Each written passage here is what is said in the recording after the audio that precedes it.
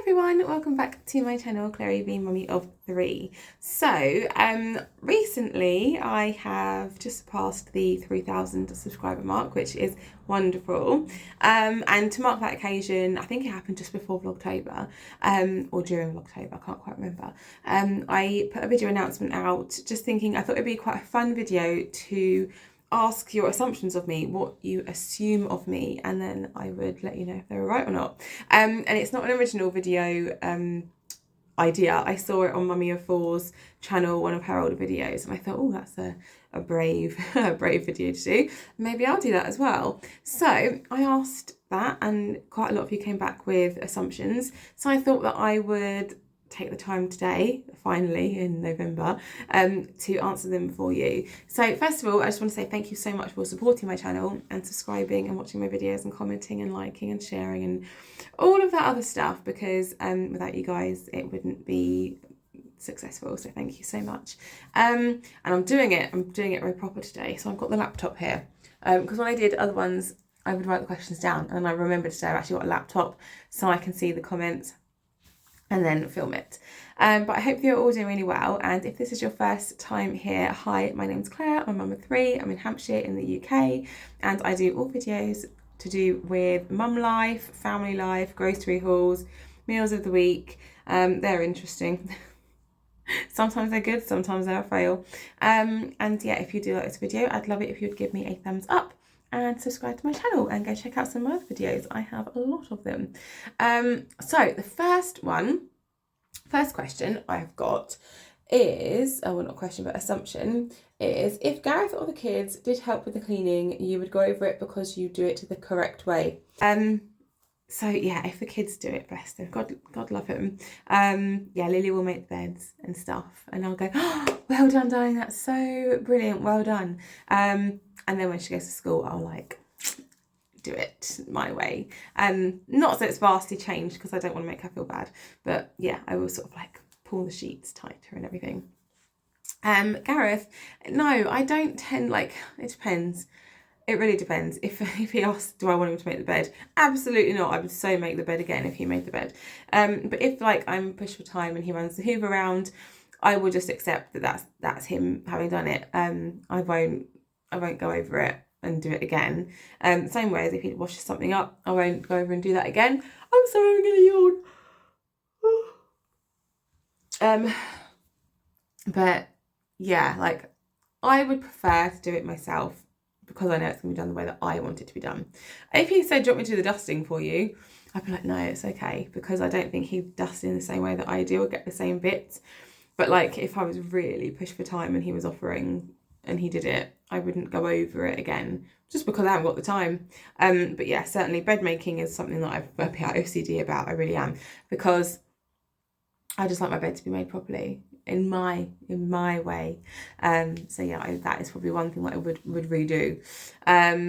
Yeah, but yeah, I wouldn't go and clean things again if he'd done it. But I tend to just do it anyway, because that's what I want to do, and then I can do it the way I want it and know that it's done properly the way that I want it to be done. So yeah, there's that one. So the next one was oh, let me have a look. Pause it for a second. Okay, someone else has said your anxiety causes you to stress and or get irritated more, and you feel the mum guilt. Brackets. Seen previous videos with you reflecting on this. Yeah, absolutely. So when my anxiety is higher, I react in a much more volatile way to things.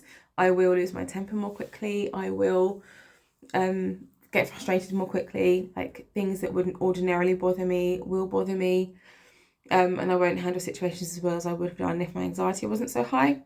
So I mean, a good example of that is when I recently had my first day at my new job. My anxiety was higher that morning, as it would be with anybody, I think, starting a new job.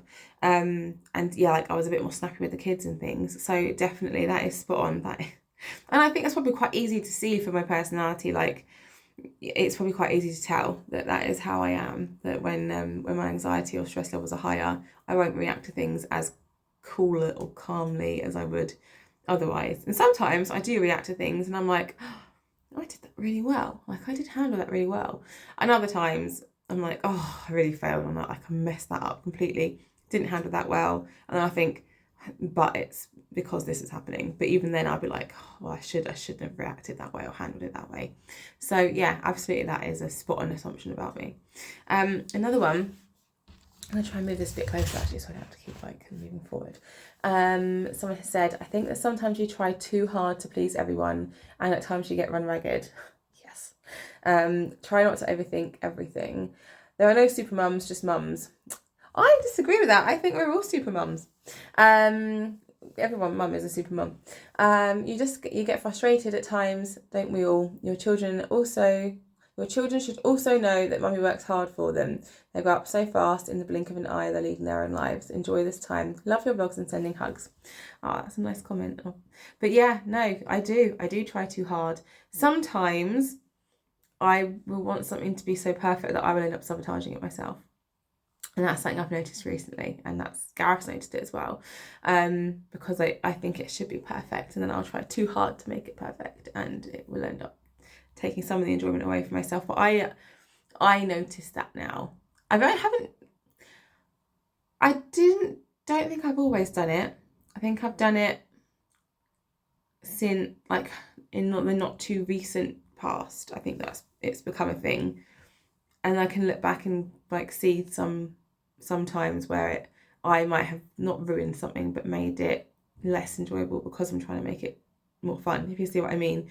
So I am very like conscious of that now, trying to make sure that I don't like put too much pressure on the situation for it to be perfect or it to be, you know, so much fun that it then isn't as much fun. So yeah, but I do try to please everyone, and that's impossible. And I did go through a stage where I was like, I can't please anyone, so I'm just going to please myself. But we don't do that as mums, do we? Because we have to be selfless. I think it's just like a switch when you become a mum. Like a selfless thing comes in and everybody goes before you apart from yourself. You go last at the bottom of the pile. So yeah, I do try to make everybody happy. You can't make everybody happy. It is an impossible task. Especially if you've got, 2 or 3 kids, more than that. You can't make everybody happy. Someone's always going to be peed off with something, aren't they? Or like they're not going to like the activity we do. Usually it's Zach who doesn't want to do the activity that we're doing. And in the end, he enjoys it. He probably more so than the other 2. So yeah, I think that's probably a fair assumption. Yeah, that probably is quite a fair assumption. But it's one that I am switched onto and try to not let it, because you just want everyone to be happy, don't you? Like, you want your kids to be happy, especially if it's like an occasion. You just want them to be happy. Someone else has said, you're worried when your eldest and other children go into secondary school due to the cost of uniforms, food, as they'll be eating more, etc.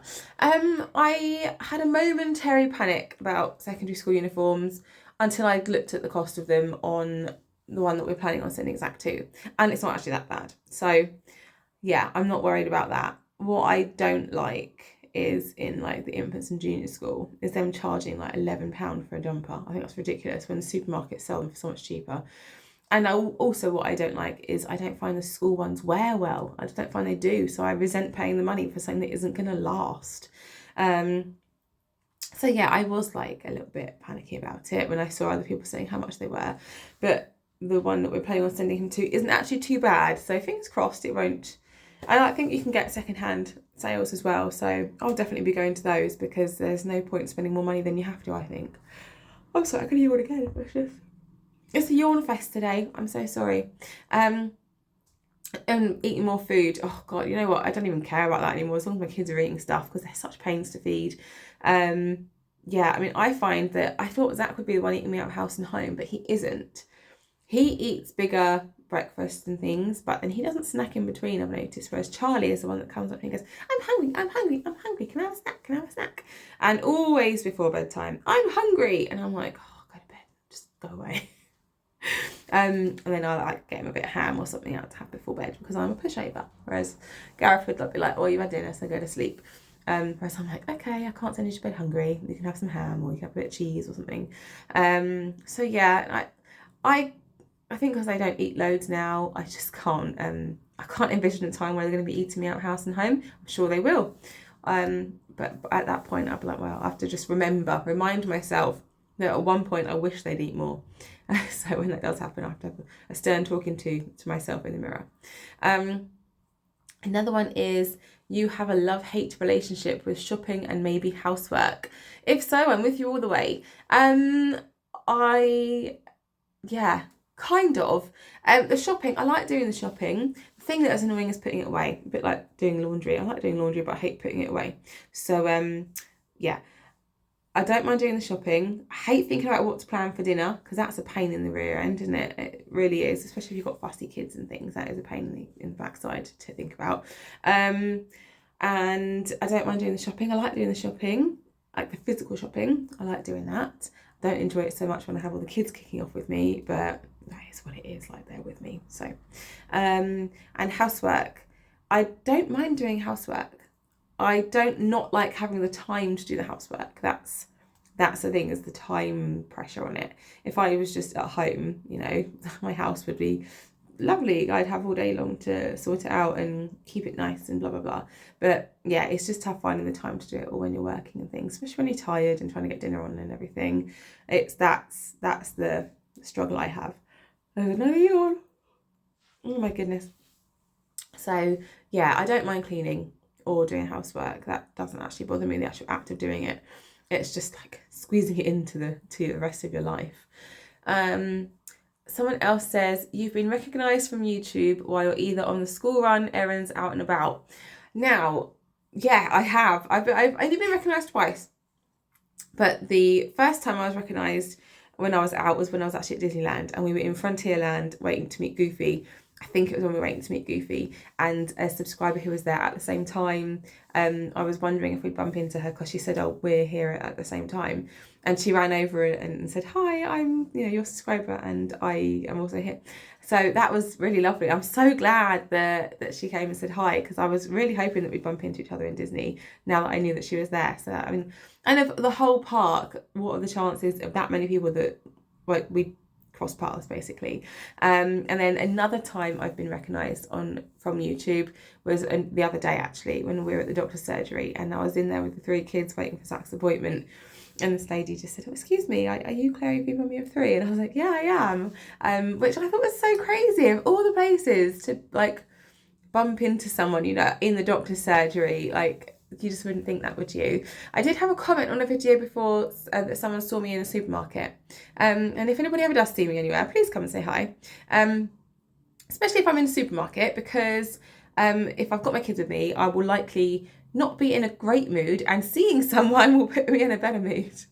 So yeah, but similarly, if you see me and I am like losing my SHIT with my kids, just know that that's just me. That's just me. I don't put that on the camera.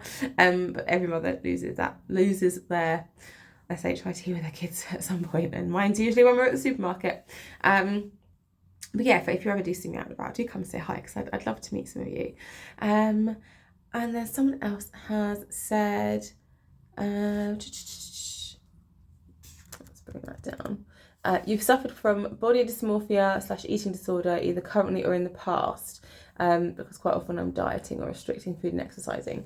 I've never been diagnosed with anything, but my mum has said previously she thinks I've got body dysmorphia, and Gareth can't believe that I see my body in the way that I do. Because like he always says, oh, like, you've got a figure a bit like hers. Like if someone's on TV or we see someone out and about, I'm like, oh no, she's way slimmer than I am, or no, she's way prettier than I am, or something, or like her bum's much nicer than mine. So probably because I would never describe myself as slim or attractive or anything like that. Because in my mind, I am big and wobbly and not nice. Even though I know that's not true, like right now I'm a bit bigger than I want to be, and I'm working on that. But I have a fairly good body image right now. And even when I am, like, I don't know, it's just like this mental block where I can't see myself as like, yeah, that's me, and I am a good size and shape, and I'm not, disgusting wobbly thighs or whatever. Yeah, so maybe, it's never been diagnosed, but perhaps my mum thinks I've got it. I don't think I've got an eating disorder. I have no willpower, absolutely no willpower. So if you put a packet of donuts in front of me, I'll eat them. I'll just eat them, no problem. I'll probably feel sick afterwards, but I'll eat them. So yeah, but like, I just find it so much easier. It's so much easier if I just don't have the bad stuff. I can't buy a bag of chocolate buttons and just have a handful, because if I have a cup of tea, they will go just so quickly and easily, and then I'll feel rubbish about myself because I don't have the willpower to stop after a handful. I think I'm probably not the only one who's like that. So it's just easier if I don't have them at all, or if I know that I'm gonna like be going to the cinema or something, just write it off and have a sweet binge and just be like, that's fine, because I'll, tomorrow I won't be doing that. But yeah, I'm not the sort of person that can like eat it every day, because I'll just want it all the time. If I don't have it, then I don't really miss it. But if it's there, I will eat it. So Christmas is always a tricky time because there's so much chocolate around. So yeah, I don't have a brilliant body image. I am working on it. It is something I am working on. And yeah, I like to exercise, partly for my mental health as well as my physical health. But I never think I've done enough, really. So yeah, it's probably a fair assumption, to be honest. What is the next one? Let's have a look. You aren't planning on moving house anymore. No, I'd love to move house. Oh my goodness, I talk about it quite often on my channel. Love to move house, cannot afford to. Don't know when we'll be able to afford to. So it's just something we don't think about right now, because it's a bit like if I wanted another baby. It's not something we can do right now, so there's no point thinking about it. We're just focusing on, at the moment, keeping a roof, any kind of roof over our heads, and just giving the children a really good childhood experience, because I said a little while ago, like, there'll always be houses there. There'll always be houses. But there won't always be this time with them to take them to the places and make the memories, which is why I was so gung-ho about going to Disney and doing that when, like, they were young enough for the magic, and doing, so I've got things coming in my door, so it makes me a bit nervous, like taking them to Portsmouth Park and just doing all the days out and things, because if we're in a big house, or just even a house, I think our mortgage would be so high that we wouldn't be able to have the money to do that. So I said we could be in a house and have nothing left to do things with the kids, or we can live here and we can have some money to take them places, and then when they're older we'll move. So it is like a catch-22, because then we feel like we're failing because we haven't got a house, but then I'm like, well, we have got a lovely, warm, safe place for them to live in. That's a lot more than a lot of people have got. So yeah, no, we're not planning on moving house right now, but we will have to eventually, because we are going to outgrow this place. There's just no two ways about it. But I don't know when that will happen. So if anyone has a crystal ball and can tell me, that would be wonderful. The next one is, I love this one. You don't get any hate on your videos. Oh no, I do. I really do. Usually it's surrounding what I'm feeding my kids, why I let them get away with not eating certain things, and letting Lily still have a bottle. But I mean, as much as sometimes the hate does bother me, sorry, I've got like a snaggly bit on my nail. I try not to, it's getting less. There was a point where it really did bother me and I did feel a bit bullied, and I've never been bullied before. So like any kind of, because I've never been bullied before or had that much negativity from people, because I've always kept myself quite under the radar and been quite unassuming, I think. When I do get some, it does bother me. It's quite cutting, because I'm like, I'm only out here trying to do my best for my family. And as much as I say, oh, I'm a terrible mother, I know I'm a good mum, because I love my kids and I take care of them well. Like, I know that I'm a good mum, so, and I'm just doing my best. So when people do judge me or like give me hate on my videos, it does bother me, but it's not bothering me as much as it did. So that's good. And now if I get like a really hateful comment, I will just remove it as quickly as I can read it, basically, so it hasn't really got time to sink in, and once it's gone, it's gone. And the last really nasty comment, I just can't remember what it said. So yeah, I do get hate on my videos, but 99% of you are really lovely and understanding, and I have to try and remember that. Like, for every one comment that sticks with you, there's like, oh, not 100, but yeah, there's loads that are really nice and supportive, so I need to remember that. But yeah, I do get some hate. And I just, some of them are just funny. Like when I very first started YouTube, one person would just comment every week that I was feeding my family crap. And I just used to think, well, you're wasting your time by watching my videos, but keep watching my videos and telling me I'm feeding them crap, because that's actually good for my channel, because you're watching my videos. So I would just like thanks for watching. So sometimes it's hard because I want to give like a really sarky or snarky comment back, but I'm like, don't lower yourself to their level, just remove it, and then that's that. But then sometimes there's been comments that my sister has sent me, not hate from her, but she screenshotted a comment, and I've never oh, someone's trying to call me. I wonder who that is. Oh, sorry about that. My sister was trying to ring me. I have got my phone on Do Not Disturb, so I don't know the phone call showing up that it was coming through. But my sister has screenshotted me a couple of comments before and said, who is this and why are they saying this? And I've not been able to find it when I've gone onto the video, and I think it's because people have reported it. So it just goes to show how lovely you all are, because like you all have my back so totally when people are mean to me. And then someone else has said, you are not planning on having any more children, including adopting. No, I won't be adopting. Not because I'm against it, just because I don't have the money for adoption, really. I don't think I could give an adoptive child what they need, to be honest. I wouldn't rule it out if we wanted another child. I wouldn't rule out adoption, but I don't think we'd even be a candidate for it, to be honest. Mainly because our housing situation. We're never going to have a house that will probably meet with the requirements of adoption. We are probably not planning on having any more children. I don't want to say never say never, but I always said, if we were in a house already and it wasn't going to financially ruin us to have a fourth, then I would probably go for it, because I love having children and I love being a mum.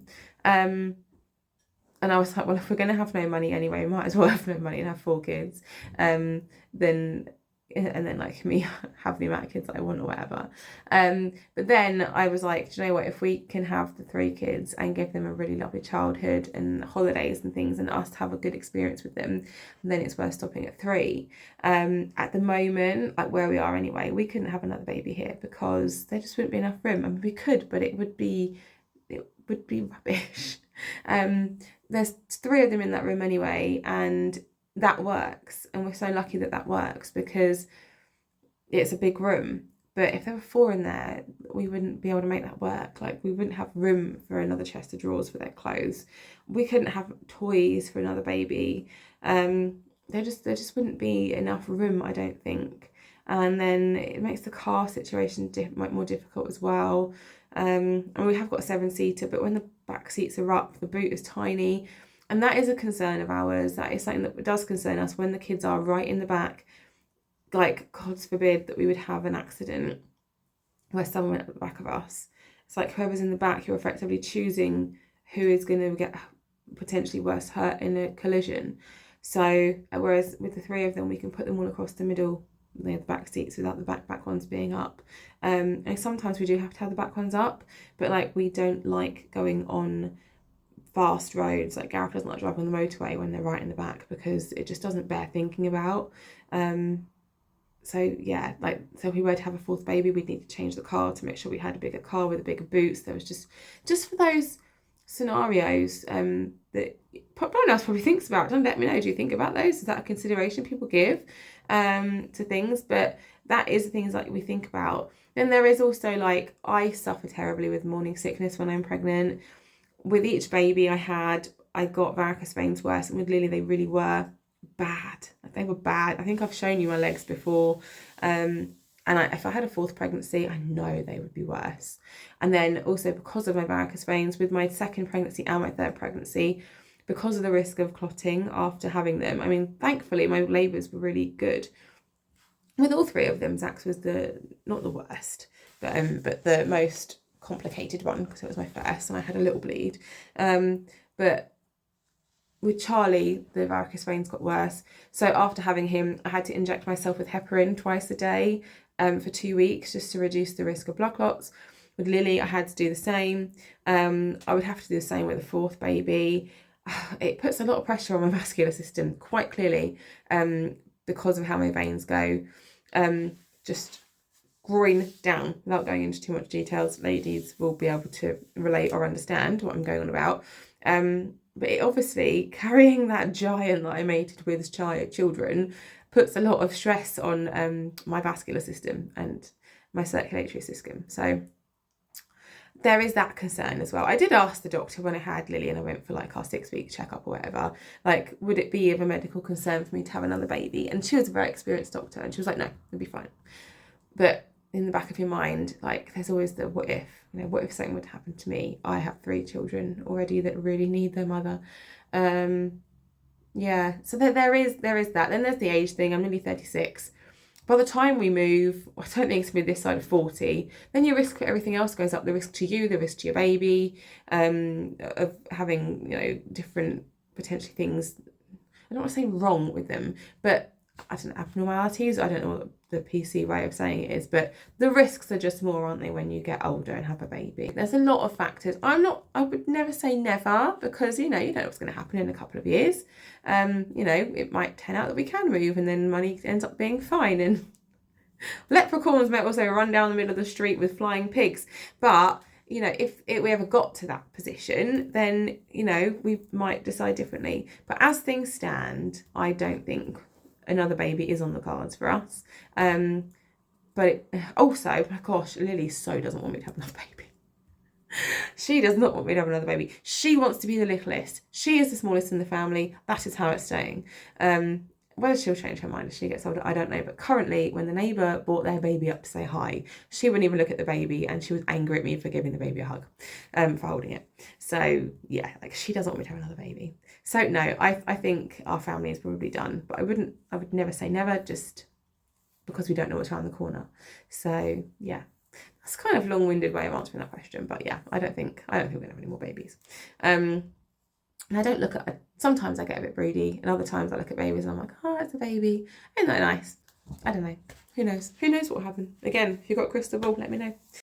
Okay, so the last one, I think, is someone messaged me on Instagram and put a couple of things on there. So, yeah, basically, someone on my Instagram said that I try to be the perfect mum, which is why I sometimes get frustrated, basically. And yeah, I think you're right. I have this romanticised image in my head of the mother and wife I want to be, and no one can live up to that. No one can live up to being perfect all the time, because life isn't perfect. Everyone's imperfectly perfect. Is that right? Perfectly imperfect. And that's okay. But yeah, like, I want to be this super mum who, is like stay at home 1950s housewife mum kind of image in my head. And I can't live up to that because I'm a working mother in modern times. I have to work. And there's not enough time to do all the stuff I want to do because of just life, basically. So yeah, I think that is also a fair assumption. I want to be the perfect mum and wife, and I probably am the perfect mum and wife in their eyes most of the time, but it doesn't match up to like what I want to be, basically. So that is a fair assumption. And the other one was, I'm not working over Christmas. Well, I don't know. I don't know. It all depends on what job I'm doing. If I get the job that I went for today, then I probably will be working the working days over Christmas, because if the doctor's surgery is open, then I will be in, most likely. But if I am working for myself, then no, I'm not working Christmas. So I don't know is the answer to that question. It is in the lap of the gods, basically, at the moment, as to what's going to happen. So that will be interesting to see. And the last one, if I can remember what she put in her thingy, Bobby, I don't like buying ultra processed foods because of Zacky's ADHD. Yeah, that's basically right. It's really hard. It's very, very tough. It's because I don't have an endless amount of money. If I had an unlimited grocery budget, it would be wonderful because I could buy exactly what I wanted, but I don't, unfortunately. So I'm just trying to do my best. I'm trying to avoid anything with artificial colours, preservatives, or flavourings. And if it's got that on it, then that is basically good enough for me. I try to, as much as I can, buy bread from Marks and Spencer's. A, because it is no different price to anywhere else, and B, it's got no emulsifiers or anything in it. So I'm trying to limit things where I can. I'm trying to limit the sweeteners, but buying sweetener-free squash was just becoming such an arse ache, quite frankly, that I can't keep up with it. I can't keep going here, there and everywhere to buy stuff. I'm just too busy. So I'm just trying my best, basically. I do find when he has more protein in his diet, his behaviour is better. Yeah, I just do find that. So I do work, especially breakfast time. You know, he eats eggs and sausage and things. His favourite breakfast is egg sandwich or egg on toast. So I do find that helps him. And like with any child, if he has too much sugar, then that's not good. But I do, you know, they're allowed one thing out of the treat tin a day, basically, unless it's Halloween or something. I'm not like super strict, but I do really try and keep an eye on it. And then for the other two, it's just good practice, isn't it? And I am not the poster woman for eating too much sugar, because I eat loads of sugar, but it's kind of like a thing of you want your kids to do better than you. So yeah, I do try and limit the amount of processed food they do have, but it's really difficult. So, but I try to be mindful about it, which I hope kind of comes across in my grocery hauls without me being a real stickler for it. And I think that's about everything. So thank you for everybody that sent in your assumptions of me. Thank you for making them nice and not horrible, as I was a bit like, oh God, what are people going to say? What do people think of me?